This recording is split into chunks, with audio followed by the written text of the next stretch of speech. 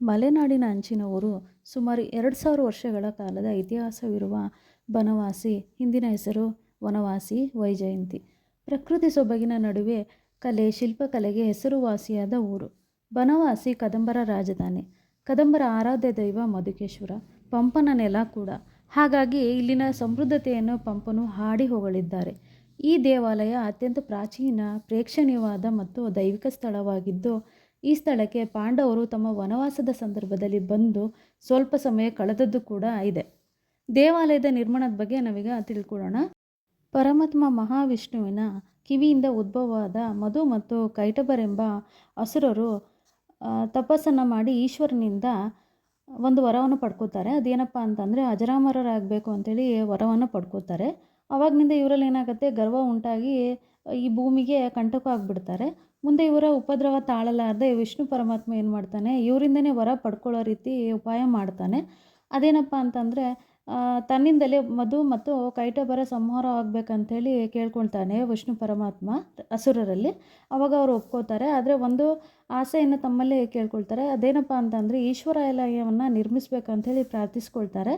ಅಂತೆಯೇ ಬನವಾಸಿಯಲ್ಲಿ ಮಧುಕೇಶ್ವರ ದೇವಾಲಯ, ಆನವಟ್ಟಿಯ ಬಳಿ ಕೈಟಭೇಶ್ವರ ದೇವಾಲಯ ನಿರ್ಮಾಣವಾಯಿತೆಂದು ಪ್ರತೀತಿ ಇದೆ.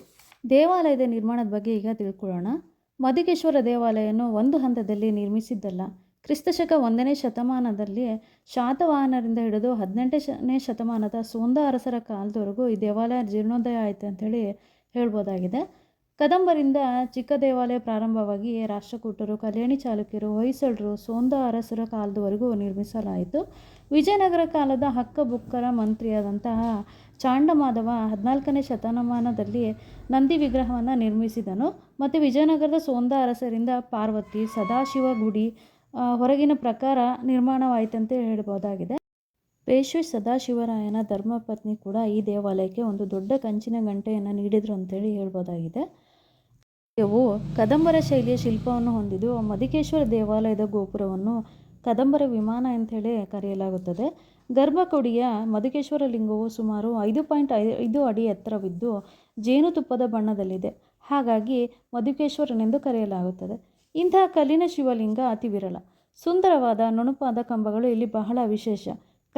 ಇಲ್ಲಿನ ಪ್ರಮುಖ 4 ಕಂಬಗಳು ನಮ್ಮ ಪ್ರತಿಬಿಂಬನ ಏಕಕಾಲದಲ್ಲಿ ನೇರವಾಗಿ ಮತ್ತು ತಲೆ ಕೆಳಗಾಗಿ ಕಾಣುತ್ತೆ. ಅಷ್ಟು ಚೆನ್ನಾಗಿ ಇಲ್ಲಿನ ಕಲೆ ಇಲ್ಲಿ ಮೂಡು ಬಂದಿದೆ ಅಂತೇಳಿ ಹೇಳ್ಬೋದಾಗಿದೆ.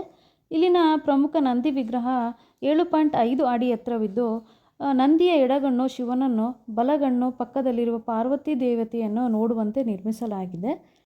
ದೇವಾಲಯದ ದಕ್ಷಿಣ ಪಾರ್ಶ್ವದಲ್ಲಿ ಕಲ್ಲಿನ ಮಂಟಪವನ್ನು ನೋಡ್ಬೋದಾಗಿದೆ. ಇದು ಗ್ರಾನೈಟ್ನಿಂದ ಇದನ್ನು ನಿರ್ಮಾಣ ಮಾಡಲಾಗಿದೆ. ಇದರ ಮೇಲೆ ಶಾಸನಗಳ ಜೊತೆಗೆ ಗಿಳಿಗಳು, ಸಿಂಹಗಳು, ಆನೆಗಳ ಕೆತ್ತನೆಯನ್ನು ಕೂಡ ನಾವಿಲ್ಲಿ ನೋಡ್ಬೋದಾಗಿದೆ. ಇಲ್ಲಿನ ಮತ್ತೊಂದು ವಿಶೇಷ ಅಂತ ಹೇಳಿದ್ರೆ ಅರ್ಧ ಗಣಪತಿಯ ವಿಗ್ರಹವು ದೇವಾಲಯದ ಬಲಭಾಗದಲ್ಲಿದ್ದು, ಇನ್ನು ಅರ್ಧ ಭಾಗದ ಗಣಪತಿಯು ವಾರಣಾಸಿಯಲ್ಲಿದೆ ಅಂಥೇಳಿ ಹೇಳಲಾಗುತ್ತದೆ. ಈ ಗಣಪನ ದರ್ಶನ ಮಾಡಿದರೆ ಕಾಶಿ ಹೋದಷ್ಟು ಸಮಾನವೆಂತ ಹೇಳಬಹುದಾಗಿದೆ. ದೇವಾಲಯದ ಕಂಬಗಳು ಅಲ್ಲಿನ ಸುತ್ತಮುತ್ತಲಿರುವಂತಹ ಕಲ್ಲಿನ ಮೇಲೆ ಅಥವಾ ಚಿತ್ರಣಗಳನ್ನು ಅಥವಾ ನಾವಿಲ್ಲಿ ದೇವತೆಗಳು ಮತ್ತು ಪರಿವಾರ ದೇವತೆಗಳನ್ನು ಸಹ ಇಲ್ಲಿ ಕೆತ್ತಿದ್ದಾರೆ. ತುಂಬ ಚೆನ್ನಾಗಿ ಕೆತ್ತಿದ್ದಾರೆ. ಅದನ್ನು ನೋಡೋಕ್ಕೆ ಒಂಥರ ಖುಷಿ ಆಗುತ್ತೆ. ಇಲ್ಲಿ ರಥೋತ್ಸವವನ್ನು ಸುಮಾರು 380 ವರ್ಷಗಳಿಂದ ಮಾರ್ಚ್ ಅಥವಾ ಏಪ್ರಿಲ್ ತಿಂಗಳಿನಲ್ಲಿ 2 ದಿನಗಳ ಕಾಲ ಬಹಳ ವಿಜೃಂಭಣೆಯಿಂದ ನಡೆಸ್ಕೊಂಡು ಬರ್ತಾ ಇದ್ದಾರೆ. ರಥದಲ್ಲಿ ಮಧುಕೇಶ್ವರ, ಪಾರ್ವತಿಯರ ಜೊತೆಗೆ ಗಣಪತಿ, ಸುಬ್ರಹ್ಮಣ್ಯರ ಉತ್ಸವ ಮೂರ್ತಿಗಳನ್ನು ಸ್ಥಾಪಿಸಿ ದೀಪಾಲಂಕಾರ ಮಾಡಿ ರಥವನ್ನು ಎಳೆಯುತ್ತಾರೆ. ಬನವಾಸಿಯಲ್ಲಿ ಪ್ರಮುಖವಾಗಿ 4 ರೀತಿಯ ರಥೋತ್ಸವಗಳನ್ನು ನಾವಿಲ್ಲಿ ನೋಡ್ಬೋದಾಗಿದೆ.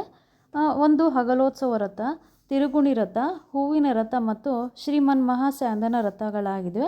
ಬಹಳ ವಿಜೃಂಭಣೆಯಿಂದ ತುಂಬಾ ಸಡಗರದಿಂದ ಈ ರಥೋತ್ಸವ ನಡೆಯುತ್ತೆ. ಇಲ್ಲಿಗೆ ಬಹಳಷ್ಟು ಕಡೆಗಳಿಂದ ಭಕ್ತಾದಿಗಳು ಬಂದು ಈ ಕಾರ್ಯಕ್ರಮದಲ್ಲಿ ಸಾಕ್ಷಿಯಾಗ್ತಾರೆ. ತುಂಬಾ ಸಡಗರ, ಸಂಭ್ರಮದಿಂದ ಕೂಡಿದಂತಹ ರಥೋತ್ಸವ ಆಗುತ್ತೆ.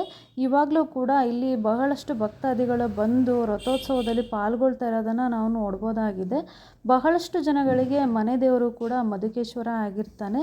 ಹಾಗಾಗಿ ದೇಶ ವಿದೇಶಗಳಿಂದ ಸಹ ಇಲ್ಲಿಗೆ ಬಂದು ಈ ರಥೋತ್ಸವ ಕಾರ್ಯಕ್ರಮದಲ್ಲಿ ಅಥವಾ ಬೇರೆ ಯಾವುದೇ ಸಂದರ್ಭದಲ್ಲಿ ಕೂಡ ದೇವಸ್ಥಾನಕ್ಕೆ ಭೇಟಿ ಕೊಟ್ಟು ಮಧುಕೇಶ್ವರನ ದರ್ಶನವನ್ನು ಪಡ್ಕೋತಾರೆ.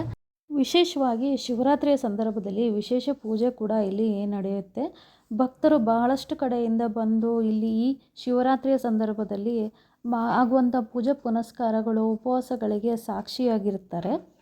ಭಕ್ತರು ಉಪವಾಸವಿದ್ದು ಮಧುಕೇಶ್ವರನಿಗೆ ಪ್ರಾರ್ಥಿಸಿ ಹಾಲು, ಸಿಹಿ, ಫಲ, ಪುಷ್ಪಗಳನ್ನು ಅರ್ಪಿಸ್ತಾರೆ. ಹಾಗೆ ಇಲ್ಲಿ ರಾತ್ರಿ ಕೂಡ ಜಾಗರಣೆಗೆ ಮಾಡುವಂಥ ವ್ಯವಸ್ಥೆ ಕೂಡ ಇದ್ದು ಬಹಳಷ್ಟು ಜನ ಇಲ್ಲಿ ಕೂಡ ಜಾಗರಣೆ ಮಾಡಿ ಭಜನೆ, ಪೂಜೆ ಪುನಸ್ಕಾರಗಳಲ್ಲಿ ಭಾಗಿಯಾಗ್ತಾರೆ. ತುಂಬಾ ಸಡಗರದಿಂದ ಇಲ್ಲಿ ಕಾರ್ಯಕ್ರಮ ಎಲ್ಲ ತುಂಬಾ ಚೆನ್ನಾಗಿ ನಡ್ಕೊಂಡು ಬಂದಿದೆ ಇಲ್ಲಿವರೆಗೆ ಕೂಡ. ಹಾಗೆ ಕಾರ್ತಿಕ ಮಾಸದಲ್ಲಿ ವಿಶೇಷವಾಗಿ ದೀಪೋತ್ಸವವನ್ನು ಕೂಡ ಇಲ್ಲಿ ನಡೆಸಲಾಗುತ್ತದೆ. ತುಂಬಾ ಚೆನ್ನಾಗಿರ